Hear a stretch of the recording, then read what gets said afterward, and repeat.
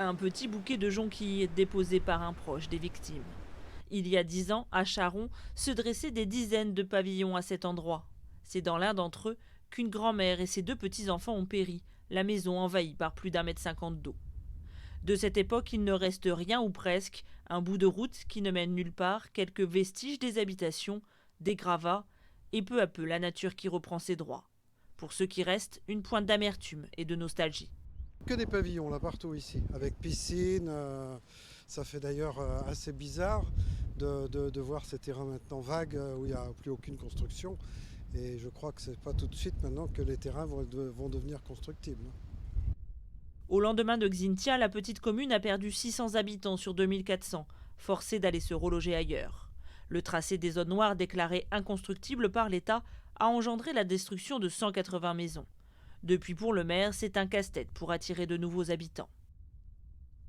Aujourd'hui, on est encore en dessous notre population de 2010. Il nous manque encore 300 habitants, 300-400 habitants pour retrouver la population de 2010. Avec près de 42 hectares déclarés inconstructibles aux habitations, il a fallu repenser totalement l'aménagement de la commune. On réorganise le village sur le côté haut de la commune, avec les lotissements, mais il n'y a pas que, les services aussi sont repositionnés sur ces terres hautes. 2 petits lotissements comme celui-ci sont déjà sortis de terre. Un troisième de 80 maisons devrait bientôt voir le jour sur ce champ. Donc là, il n'y a aucun risque pour construire. Avec un quart du territoire de la commune déconstruit après Xynthia, l'autre combat de cet élu, c'est de trouver une seconde vie à ces espaces. Sur cette parcelle, non loin du port, ces 3 grands hangars de stockage ont été bâtis pour les entreprises de pêche et de mytiliculture. Alors nous, ça répond réellement à un besoin et c'est vrai que la mairie là-dessus a été vraiment efficace. Donc ça, maintenant, ces bâtiments-là ont à peu près 1 an. Mais après, tu te retrouves aussi dans une situation qui est compliquée parce que tu es quand même aussi dans un paradoxe où tu te dis est-ce que tu dois vraiment être là?